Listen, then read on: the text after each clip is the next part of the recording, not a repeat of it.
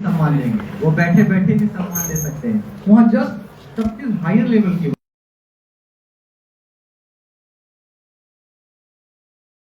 Next वाली जो 14th JPSC हो, उसमें मुझे अधिक से अधिक विद्यार्थी हम उनके साथ इस कैंपस में घूमे।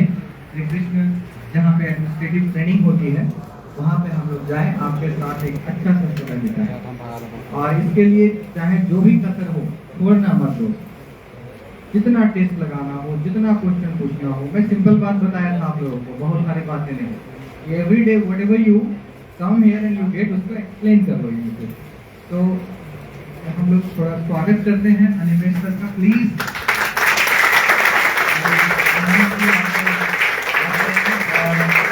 हमारे साथ हमारे मेहमान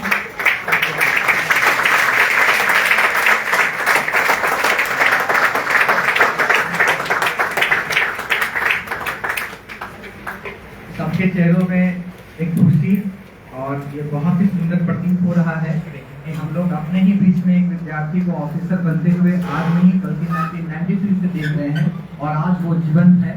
तो इसका हम आनंद लेंगे, इनसे कुछ वार्तालाप करेंगे, कुछ सीखेंगे, कुछ बात करेंगे। उससे पहले मैं अपनी महाप्रबंधक मैम से चाहूंगा कि वो कुछ शब्द आपसे साझा करें और अपना एक्सपीरियंस थोड़ा सा शेयर करें। पहले हम लोग सम्मानित कर लेते हैं बुके से।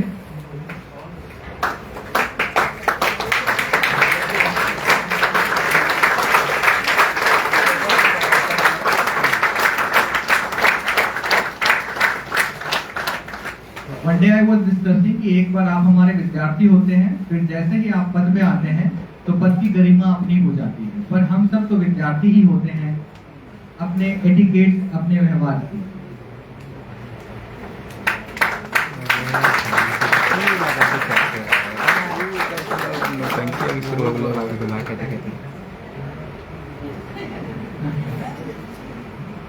प्रचार चल रहा So है। now let's begin this session with our ma'am. Good morning everyone. Good morning madam. Aniket से मेरी बहुत पहले से हम लोग जुड़े हुए हैं। अनिमेश नाम है। और अनिकेत एक्चुअली यूपीएससी की तैयारी किए हुए हैं। अनिमेश सॉरी यूपीएससी की तैयारी किए हुए हैं। इनका बहुत लंबा सफर है। हजारीबाग से जुड़े हुए थे, फिर बीच में दिल्ली भी गए थे और फिर वापस आए, फिर आपके सामने ऑफिसर बन के जेपीएससी रैंक 219 देखिए मालूम भी नहीं है कितना रैंक है सो, और तो प्रचार हो रहा ऑफिसर है। बन चुके हैं।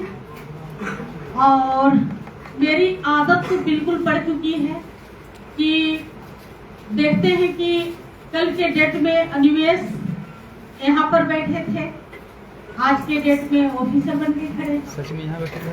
आप भी सच में 14 में जो दीजिएगा, 15 में जो दीजिएगा एग्जाम, तो आज के डेट में आप वहाँ पर बैठे हैं। क्योंकि बैठना जरूरी है, पढ़ना जरूरी है। बिना पढ़े कुछ नहीं हो सकता, मेहनत करना है इन्हीं की तरह। प्रचार हो रहा बहुत है, मेहनत प्रचार कोचिंग का। और आज मुझे पुनः विश्वास है कि इनको यूपीएससी इनका बचा हुआ है, बचा के रखे हैं, क्योंकि यूपीएससी इनको देना है। और मुझे पूरा विश्वास है कि यूपीएससी जरूर निकालेंगे।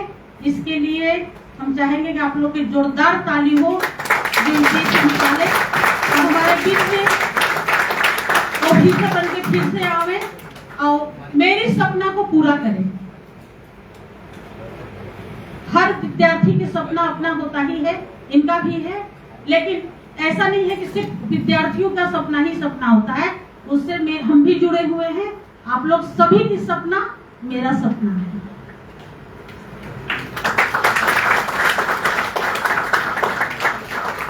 तो आज के डेट में हम ज्यादा नहीं बोलेंगे क्योंकि बहुत हम भावुक हो चुके हैं।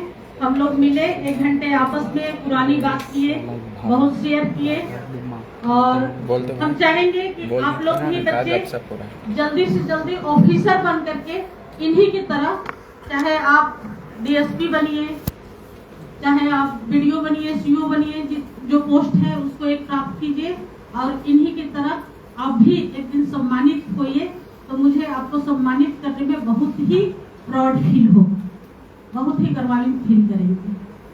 आपको भी हम कल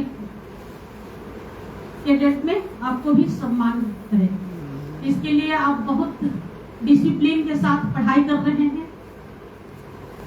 आपको लगता होगा कि हम इस कमरे में पढ़ रहे हैं, मुझे कौन देख रहा है, लेकिन आप लोग सभी बच्चे को एक एक विद्यार्थियों को फेस देखते रहते हैं, कैमरा को जूम करते रहते हैं।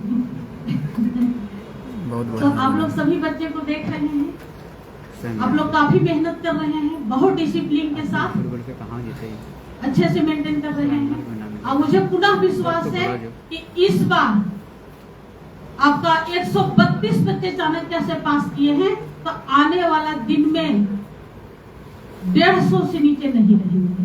वो है चाणक्य।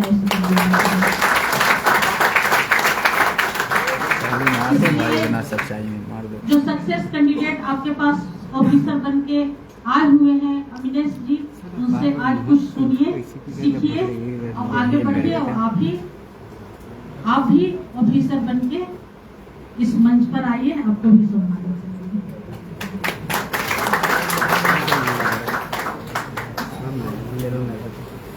Good afternoon everyone.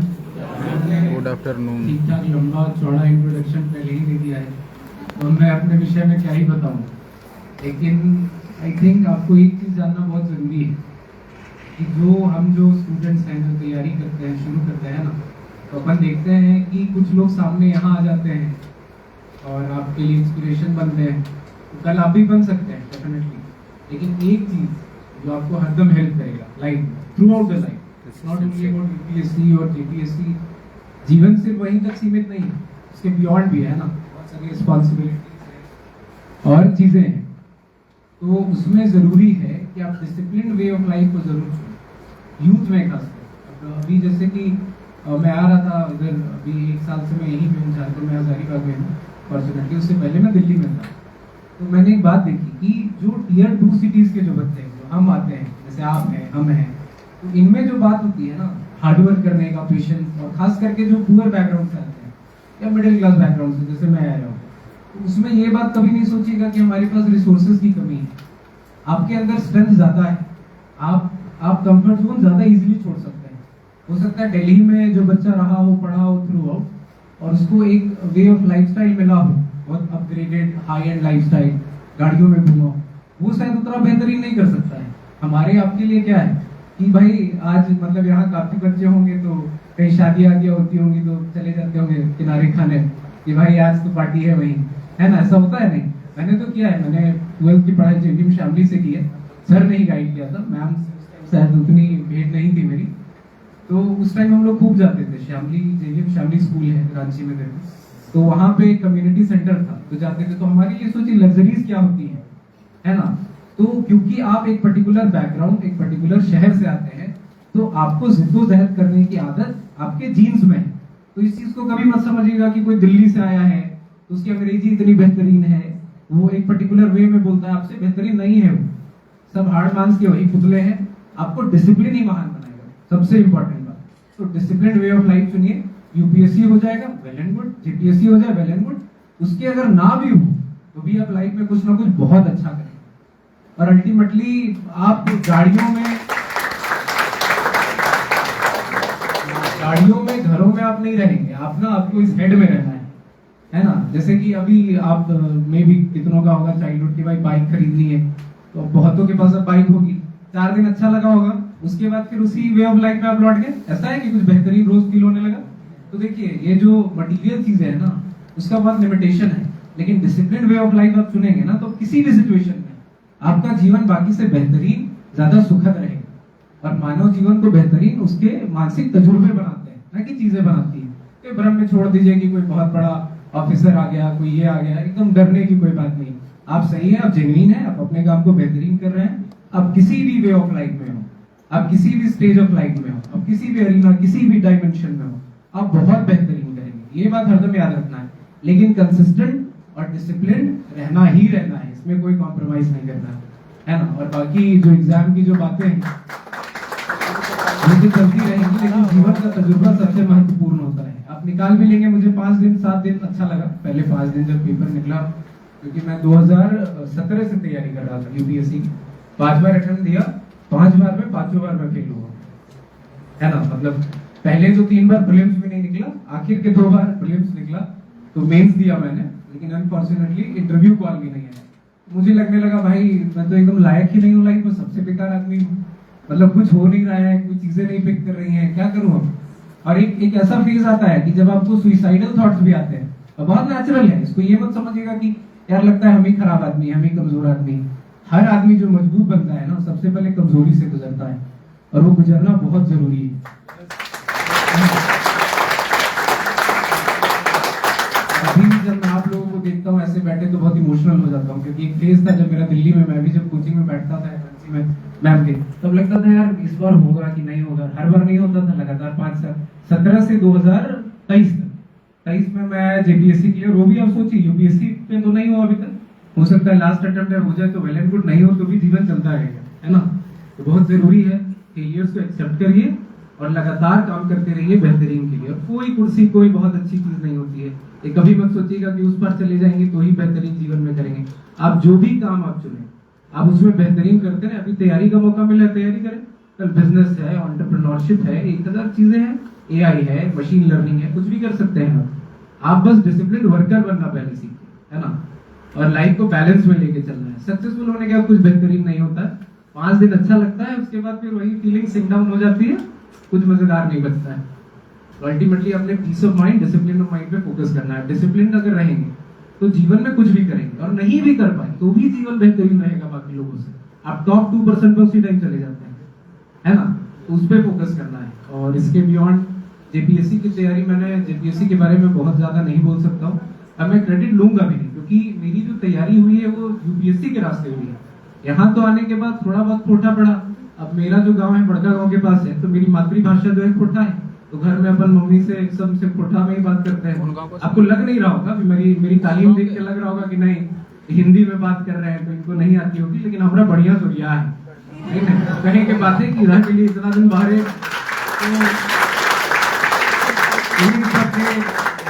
लगे तो कि ना ये तो लगे कोई बहुत बाहर से आए हैं, ऐसा कोई बात नहीं।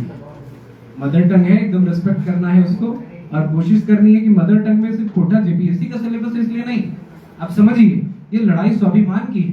खोटा अगर मेरी मातृभाषा है तो शर्म की क्या बात है। अब आप समझ के देखिए कि अंग्रेज जो थे, अंग्रेजी जितना एंग्लो सैक्सन जो मूवमेंट हुआ वो दुनिया में चारों तरफ फैले, इंडिया को अपनी कॉलोनी उन्होंने बनाई, ठीक है। तो ऐसा नहीं कि अंग्रेजी भाषा कुछ महान थी, उससे ज्यादा महानतम भाषाएं थी, तमिल है, संस्कृत है, ज्यादा महानतम, क्योंकि उनके लोगों ने कुछ बेहतरीन कर दिया, तो इसीलिए वो भाषा बेहतरीन हो गई। तो भाषा खुद में बेहतरीन या बुरी अच्छी नहीं होती है ना, आप कितना बेहतरीन करते हैं। अगर आप और हम गांजा पी के कहीं लेटे रहेंगे तो फिर लोग कहेंगे देखो ये जो खोटा वाला ना ऐसा ही करा तो सारन देहाती, this will be the tone will offer you, right. तो ये होगा, इसीलिए बहुत जरूरी है कि अपन को बेहतरीन इंसान बनने पे फोकस करना है। इंसान बनने के लिए discipline way of life, discipline से बेहतरीन कुछ नहीं है। मोटिवेशन मैं एक दिन देके जाऊंगा भी आपको, कैसे करिए ऐसे करिए, शाम तक छूट जाएगा। डिसिप्लिन एकदम आग की तरह होता है, तुरंत चढ़ता है फिर बुझ जाता है।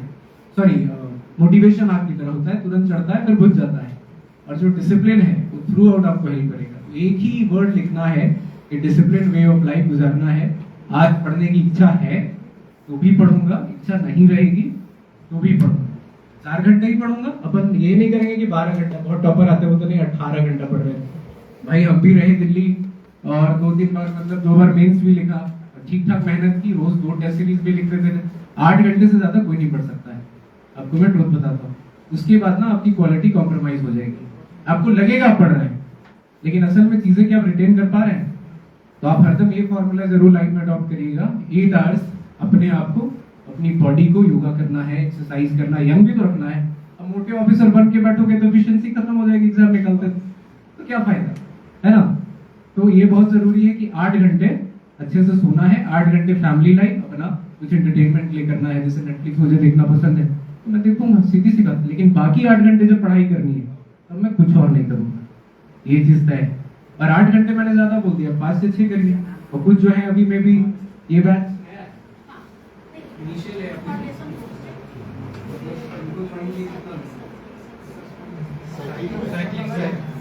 आप लोगों को 6 महीने हो गए?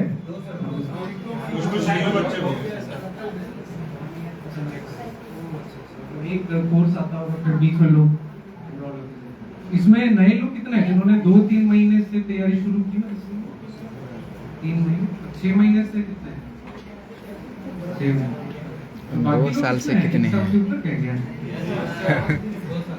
3 महीने में 10 लोगों ने उठाया, 6 महीने में 2 लोगों ने दिया। मुझे लगा 100 की भीड़ दिख रही है। 1 साल से है ना?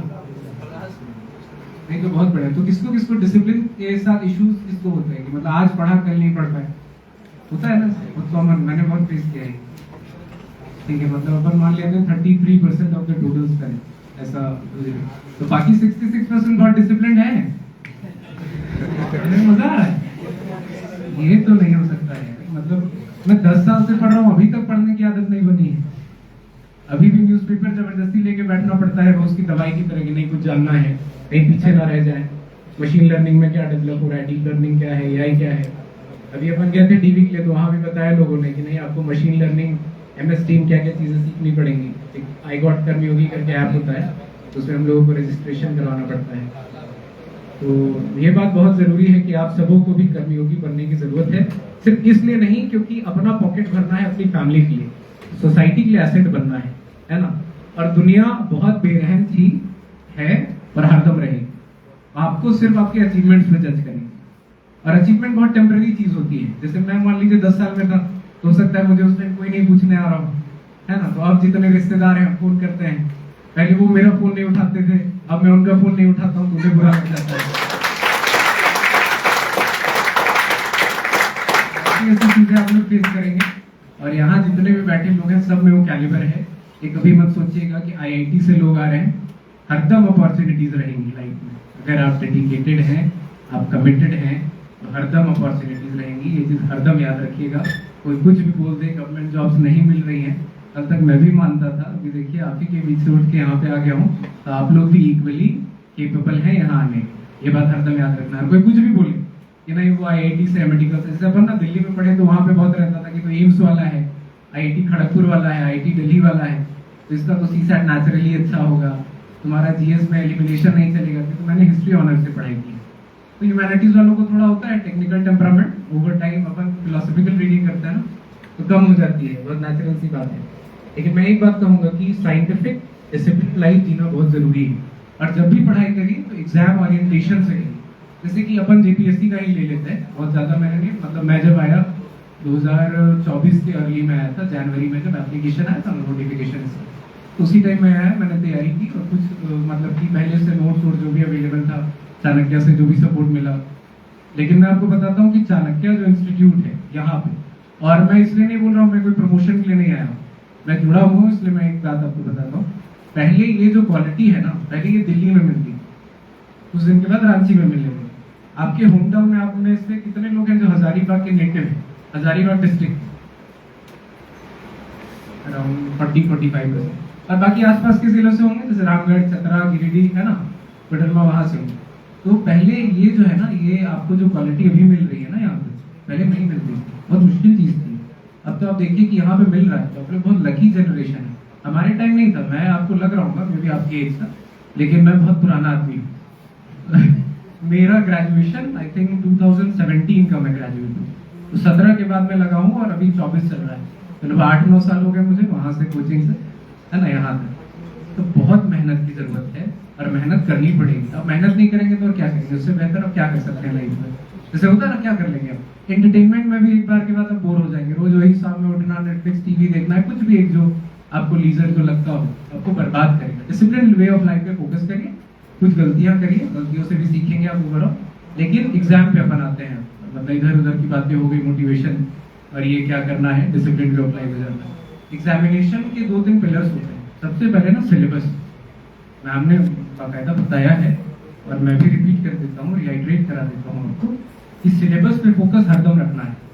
क्यों? क्योंकि सिलेबस मार्गदर्शन करेगा कि अपन को कहाँ पहुंचना है इस एग्जाम में, है ना। सिलेबस जो होता है JPSC का, जैसे आप लोग सब जेपीएससी वाले हैं, यूपीएससी वाले हैं, जेपीएससी वाले हैं, तो फिर सिलेबस उसका निकालिए और उसमें फिर पहला काम सिलेबस रट लीजिए हर पेपर, GS 1 2 3 4 जो भी होता है। खोटा होता है तो खोटा तो चलिए बेसिक है, बहुत छोटा सिलेबस होता है। मैंने लगभग 30 दिन से खत्म किया था। एक ऑनलाइन साइट था, कोई झारखंड एजुकेशन सर्विसेज के सर थे, तो स्टडी सिविल से ऐसे करके था, तो खोटा के पूरे नोट्स मैंने उन्हीं वाले से बनाए थे जो उन्होंने लेक्चर दिया था और PDF डाल देते थे।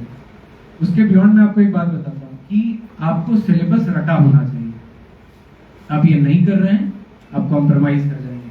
आप कितनी भी मेहनत करें, जैसे मेरे साथ मेरा एक बड़ा अच्छा दोस्त था, तो प्रीलिम्स आने वाला था यूपीएससी का 2023 की बात मैं कर रहा हूँ, तो वो पढ़ रहा था वर्ल्ड हिस्ट्री। अब जैसे आप लोग यूपीएससी से वाकिफ अगर होंगे तो आपको पता होगा प्रीलिम्स का पार्ट नहीं है, वर्ल्ड हिस्ट्री प्रीलिम्स में नहीं पूछते हैं, मेंस में 1-2 सवाल पूछते हैं पेपर 1 में। तो वो पढ़ रहा था। अब बताइए उसको इंटरेस्ट आ रहा है और दिन भर वर्ल्ड हिस्ट्री पढ़ रहा है तो क्या फायदा, उसका कॉस्ट बेनिफिट रेशियो कुछ निकलेगा?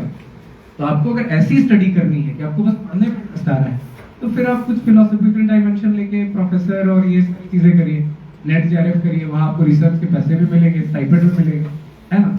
इन सारी चीजों में टाइम मत वेस्ट करिए। आपने सिलेबस अच्छे से रख लिया, पहला काम। दूसरा PYQ, previous year question paper. आप जितने भी हैं, आप सबसे पहले निकालिए और देखिए सिलेबस से मैं क्वेश्चन पेपर को कहाँ मैं लोकेट करता हूँ। ये बहुत जरूरी है कि भाई ये सिलेबस का ये पार्ट है। अपन जैसे कि अपन इसमें ना स्टैटिक साइंस पूछते हैं जेपीएससी में, आपने देखा होगा कि फीचर्स ऑफ अल्ट्रासोनिक वेव्स देखा है आप लोगों ने, क्वेश्चन पेपर देखा है, तो ये सब पूछते हैं। तो ये सब क्वेश्चन रिपीट होने के ना चांसेस बहुत हाई रहते हैं। अब आपने उसको ऑलरेडी इतना बेहतरीन टेम्पलेट डायग्राफ जो है वेव्स की क्या फ्रीक्वेंसी, कुछ कहीं से भी चेक मार लो, कोई बात नहीं, ऑनलाइन ढूंढ लो, उसको बना दो। किसको लगे भाई एग्जामिनर को कि 1-2 डायग्राम्स बनाए हैं इसमें और पॉइंट्स में आंसर लिख लो। तो आपने क्या किया, PYQ देख लिया और सिलेबस देख लिया। इसके बाद बचता क्या है, इसके बाद बचता है आंसर राइटिंग। सबसे इंपॉर्टेंट काम है आंसर राइटिंग। और आपको लगेगा कि हो सकता है मैंने बहुत पढ़ाई कर ली है, मैं आराम से आंसर लिख लूंगा। मुझे भी गलत फहमी थी, आप लोगों को भी गलत फहमी होगी बहुत, तो गलत फहमी बहुत जल्दी खत्म करिए। उसमें क्या होता है कि जब आप आंसर राइटिंग पहला आंसर लिखेंगे ना, तो आपको लगेगा आपको चीजें बहुत आती हैं, लेकिन फिर आप खुद ही जब उस आंसर को देखेंगे तो आपको लगेगा यार ये तो मतलब मैंने एक डायमेंशन पे बात कर दी है और आंसर तो अलग अलग डायमेंशन में लिखना है, तो अब हम मार खाएंगे। तो उसके बाद क्या करना है, आंसर राइटिंग और answer evaluation by any superior authority. मतलब जैसे यहाँ पे मैम है, टीचर्स होंगे, जैसे सीरीज लेते होंगे, आप ऐसे के आंसर लिख के लाएंगे तो वो तो चेक करके देंगे ही आपको कि कहाँ क्या कमियां रहेंगी। और तीसरा काम करना है, जब प्रीलिम्स नजदीक आ गए तो आखिरी के 4 महीने, जैसे नोटिफिकेशन आने वाला है, अपन मान के चलते हैं कि अक्टूबर या नवंबर में नोटिफिकेशन आएगा, तो उस टाइम पे जितने ज्यादा MCQs आप बनाए झारखंड के, PYQ तो सारे बनाने हैं, और समझ रहे हैं ना, PYQ previous year question paper सारे के सारे बनाने हैं। उसके बाद जितना ज्यादा आप टेस्ट सीरीज दें, ऑनलाइन भी है, यूट्यूब पे मटेरियल बहुत फ्री पड़ा रहता है कि उन्होंने MCQ क्वेश्चन बनाए हुए हैं, वो सब करिए। अगर आप इतना कर लेते हैं तो इतना तय है कि आपका इंटरव्यू कॉल आता है, ठीक है। इंटरव्यू कॉल आ गया, उसके बाद तो चलिए थोड़ा बहुत तो लक पे भी चीजों को छोड़िए, पूजा पाठ करिए, जिस भी खुदा में मानते हैं उनकी बात की इबादत करिए, भगवान में मानते हैं उनकी पूजा करिए। आदमी को थोड़ा स्पिरिचुअल रहना चाहिए, क्योंकि जो आप गैप छोड़ेंगे वो आपकी स्पिरिचुअलिटी, आपका आध्यात्म गैप भरती है।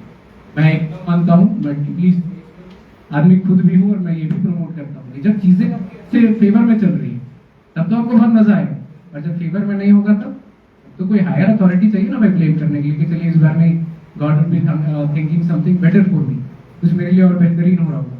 तो ये आप करिए, इंटरव्यू तक ये जो चीजें मैंने आपको बताई ये लेके चला जाएगा। और इंटरव्यू गाइडेंस प्रोग्राम जो है ये तो मतलब चाणक्य से बेहतरीन किसी का नहीं था। मैंने 2-3 और भी लिए, नाम नहीं लूंगा उनका, नहीं तो मैम डिसहार्मनी में आ जाएंगी मेरे साथ, है ना। लेकिन सबसे बेहतरीन इंटरव्यू गाइडेंस प्रोग्राम क्या का था, आप जाए जितने बच्चे हैं जिन्होंने क्या है उनसे पूछ सकते हैं, आपको यही बात बताएंगे। इंटरव्यू में क्या होना चाहिए, हाँ इंटरव्यू बोर्ड के बारे में, ठीक मैम कह रही है, मैं पॉइंट मिस आउट कर रहा था। इंटरव्यू का जो बोर्ड था, आई थिंक कि इतना बेहतरीन बोर्ड तो रियल टाइम यूपीएससी में भी नहीं होता है। आई थिंक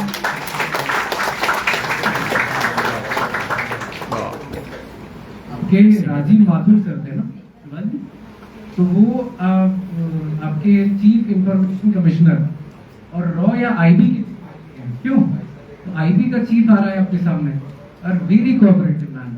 मतलब मैं तो उनसे देख के सीख रहा हूँ कि इस उम्र में भी इस लेवल की एनर्जी है रिटायर होने के बाद।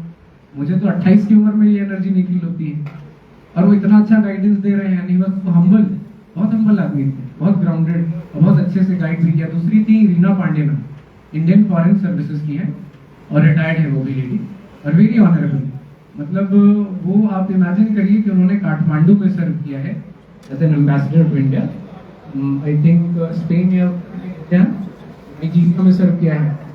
मतलब नाइजीरिया जैसे सिचुएशन में एक फॉरेन ऑफिसर जिसने यूपीएससी की तैयारी की आपको बताएगा कि वहाँ अगर आपको रखा गया है, war like situation, ethnic cleansing की चल रही है, तो इंडिया की डिप्लोमेसी को अगर वहाँ मजबूत बना रहे हैं तो हर जगह आपके मोदी जी तो जाते ही हैं, साथ में इन ऑफिसर बहुत बड़ा योगदान होता है, खास करके फॉरेन सर्विसेज वालों।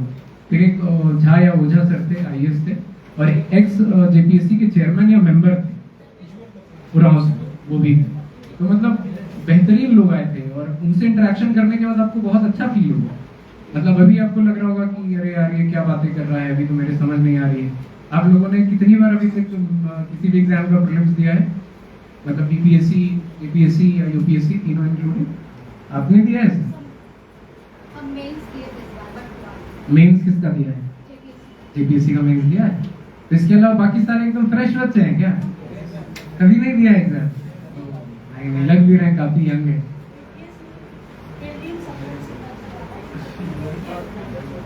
अच्छा, इंटरव्यू गाइडेंस प्रोग्राम आप यहाँ से लें, और जो भी वो चीज बताते हैं, मुझे तो AK मिश्रा सर ने बताया था कि तुमने ये खरीद लिया है लाइट स्काई ब्लू शर्ट, तो तुम इसको रिप्लेस कर दो ऑफ वाइट। मैंने किया भी, उनका सजेशन बहुत अच्छा लगा। मतलब कुछ चीजें होती है ना, पहनते हैं तो आपकी पर्सनैलिटी को और इन्हांस कर देती है ना। तो वो ड्रेसिंग सेंस, ड्रेसिंग कोड, बाल कैसे कटे होने चाहिए, दाढ़ी कैसी दिखनी चाहिए, उन सारी चीजों पे बहुत अच्छे से ब्रीफ किया था। AK मिश्रा सर खुद आए थे, जनरली आते नहीं है। अभी आप लोगों की भेंट हुई है उनसे? हुई है, ओरिएंटेशन वाले दिन में भी हुई हुई है ना। तो बहुत अच्छे से गाइड किया। प्लस जो इंटरव्यू में जो फीडबैक उन्होंने दिया, माथुर सर ने दिया, रीना पांडे मैम ने दिया, उन्होंने देखते ही बोला था कि बेटा तुम्हारी पर्सनालिटी है ना एकदम पुलिस सर्विस को सूट करेगी। मैम भी बोली, मैम मुझे बताया था police service. Unfortunately police service में नहीं हो पाया, एडमिनिस्ट्रेटिव सर्विसेज में हो गया। लेकिन अब ठीक है, जो है बेहतरीन है, दिस इज लाइफ। अब हर बार जो चाहेंगे नहीं मिलेगा, लेकिन जो मिला उसके साथ भी संतुष्टि, समन्वय बनाना बहुत जरूरी है। ये तो बाजीवन दुखी रह गए। और जो हमारे आपके बीच जो बीत रहा है सबसे अनमोल समय है। मतलब अब जो यूथ में है, अभी ज्यादातर लोग अपने अर्ली 20s में होंगे, 20 से 25, 20 से 24, यही कुछ प्रोफाइल होगी आप लोग। सोचिए बेहतरीन एज में इसी टाइम लगभग मैंने तैयारी अपनी शुरू की होगी, अर्ली 20 से 21 साल का तो रहा होगा। तो अब मैं अगर उस अनिमेश से पूछूं कि क्या था, तो मुझे लगता है पीस ऑफ माइंड बहुत ज्यादा इंपॉर्टेंट था। चीजें तो आ जाती हैं समय के साथ, लेकिन अगर आप पीस ऑफ माइंड अपना खराब कर रहे हैं तो एकदम नहीं करिए। और इसको कभी मत ये सोचिएगा पीस ऑफ माइंड मतलब सिर्फ सो के मिलता है पीस। स्ट्रगल करने के बाद जब थकान होती है, आप बेड पे जब जाते हैं, आपको 2 मिनट में नींद आ जाती है, वही असली पीस ऑफ माइंड है। आपको परवाह नहीं होती कि कहाँ क्या चल रहा है, नहीं चल रहा है। तो उस लेवल को अचीव करने के लिए discipline way of life is very important, it is indispensable. Please remember कि कोई कुछ भी कह रहा हो कि ये कर लो, कोचिंग वाले बहुत अच्छा गाइड करते हैं, आपको करेंगे भी, लेकिन डिसिप्लिन वे ऑफ लाइफ वो आपका चॉइस हो, वो करना है। और बियॉन्ड एग्जाम को लेके अगर कुछ क्वेरी हो तो आप लोग प्लीज पूछिए। मैंने क्या बताया, प्लीज आप लोग रिपीट करिए। 3-4 चीजें मैंने बताई। सिलेबस, दूसरा EYQs, राइट, आंसर राइटिंग। और जब एग्जाम का नोटिफिकेशन आ जाए तो MCQs रोज सॉल्व करने हैं डेडिकेटेड वे में, यहाँ मिले वो भी करने हैं। ऑनलाइन यूट्यूब पे बहुत बच्चे बनाते हैं जो पास आउट हैं, उनको भी अच्छे से सॉल्व करना है। इतना अगर आप करके जाएंगे तो आई गारंटी कि यहाँ जो 33% बच्चे हैं, और जो उसको, क्योंकि आपको एक बात बताऊंगा, आपको बुरा भी लगना चाहिए बस कि मैंने जो आपको बातें बताई ना, आधा से ज्यादा और लोगों को आप भूल जाएंगे कुछ देर के बाद। और बहुत नेचुरल है, दिमाग ऐसे ही चीजों को प्रोसेस करता है, अपना प्री फ्रंटल कॉर्टेक्स भुला देता है इम्पोर्टेंट चीजों को, सिर्फ इंपॉर्टेंट चीजें पीछे जाती हैं। तो इसमें बहुत जरूरी है कि आप लोग 3-4 पॉइंट्स लिखें, ज्यादा बिखरना नहीं है। ये क्या करना है, सिलेबस, EYQ, ये जब 2 चीजें करनी, उसके बाद आंसर राइटिंग और MCQs बनाने। और इंटरव्यू गाइडेंस के लिए तो मैं भी बाद में जरूर आऊंगा, मुझे खुद ही अच्छा लगता है। अगर मैम बुलाए बुलाई उस टाइम भी, तो मैं डेफिनेटली मैं आऊँगा उसके लिए भी। लेकिन बियॉन्ड दैट इतना काम आपके लिए होमवर्क है, अगर ये आप बना लीजिए अपने लिए एज अ नेविगेटर कि भाई अपन को ना उस डायरेक्शन में जाना है। अगर आप चूक रहे हैं तो उसको सुधारने की कोशिश करेंगे। जो मैंने बोला डिसिप्लिन वे ऑफ लाइफ, 7 दिन में हो सकता है कि आप 2 दिन फॉल्टर करेंगे, बहुत नेचुरल है, मैं भी करता था यूपीएससी के टाइम में। लेकिन ये जिस दिन 4 दिन से ज्यादा होने लगे कि 2 दिन पढ़ाई हो रही है और 5 दिन तो कहीं किसी दोस्त का मतलब आज उसको पुलिस वाले ने पकड़ लिया तो उसके चक्कर में थाने में लगे हैं कि सर छोड़ दीजिए, स्टूडेंट है, ये होता है ना। अपन मतलब फ्रेंडशिप की भी उम्र यही है और मेहनत की भी उम्र यही है, दोनों को बैलेंस करना ही है, नहीं कि दोस्त को छोड़ देना है। जो अच्छे दोस्त हैं, जो जेन्युइन लोग हैं, लेकिन जो लोग एकदम नाकारा हैं, उनके लाइफ में कोई विजन नहीं है, उनसे एकदम दूर रहिए, आपको अपने लेवल पे बीट आउट करके ले आएंगे। मेरे भी कुछ ऐसे दोस्त हैं, अभी भी हैं, लेकिन अब उनके साथ सिर्फ फॉर्मेलिटी वाली ही दोस्ती चलती है। कुछ लोग मतलबी भी मिलते हैं, बहुत नेचुरल है, यही लाइफ है, यही आपको सीखना है, उनकी बुराई कभी नहीं करनी है, सीखना है और है ना। तो एग्जाम के बारे में आप लोग प्लीज 4-5 कर लीजिए अभी से, और नहीं नोट करेंगे तो फिर घाटे में रहेंगे, जो बात है। और मैं भी भूला था 2017-18 के टाइम, मतलब कोई भी किताबें पढ़ रहा हूँ, एमसीक्यू बना ही नहीं रहा हूँ, प्रीलिम्स ही नहीं हुआ उसका 10-20 नंबर से, तो फिर तकलीफ बढ़ जाती है। एटलीस्ट आप मेंस लिखेंगे तो एक फील तो आएगा। अभी वो वहाँ पे मैम बैठी है, उन्होंने मेंस लिखा है, उनको लगता होगा कि भाई चलो फर्स्ट टाइम एक्सपीरियंस तो हो गया है ना, बहुत जरूरी है। तो क्या क्या करना है, सबसे पहले सिलेबस, फिर पीवाईक्यूज और उसके बाद आंसर राइटिंग, ये मेजर पिलर्स हैं। और इसके बियॉन्ड एमसीक्यूज तो रोज बनाइए ना, 10-20, मजेदार चीज है यार। पढ़ने वालों के लिए सबसे, अगर आपको टेस्ट करना है कि आप पढ़ने वाले हैं कि नहीं, आप एमसीक्यूज बना के देखिए। आपको अगर मजा आ रहा है तो पढ़ने वाले हैं, और नहीं मजा आ रहा है तो फिर अभी आपको काम करने की जरूरत है, क्योंकि सबसे इजी पार्ट होता है। अपन लेटे लेटे भी खाना खाया, खाना बनाया, कितने लोग खुद कुक करते हैं। बाकी मतलब लोकल यहीं पे घर है या फिर मेस की व्यवस्था है? खाना बनाता है सब, कोई बता नहीं रहा है। मतलब जो भी बियॉन्ड है, जैसे खाना भी खाया तो अपन सीधे तो बैठते नहीं पढ़ना, तो एक बार लेट के एमसीक्यू चला लिया, सुन रहे हैं, चीजें दिमाग में चल रही है झारखंड रिलेटेड। और जीएस के लिए मैं एक बात कहूंगा आपसे कि जीएस के लिए मैम यहाँ पे तो मतलब क्लासेस चली रही है,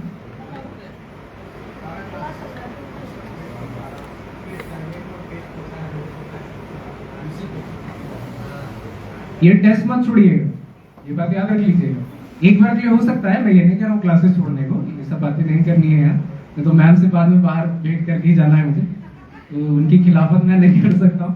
क्लासेस कभी हो सकता है, बाय द वे कुछ ऐसा काम आ गया, घर आए, हो सकता है तबियत नहीं ठीक है, क्लासेस छोड़िए, टेस्ट कभी मत छोड़िए, ये बात हरदम याद रखिएगा।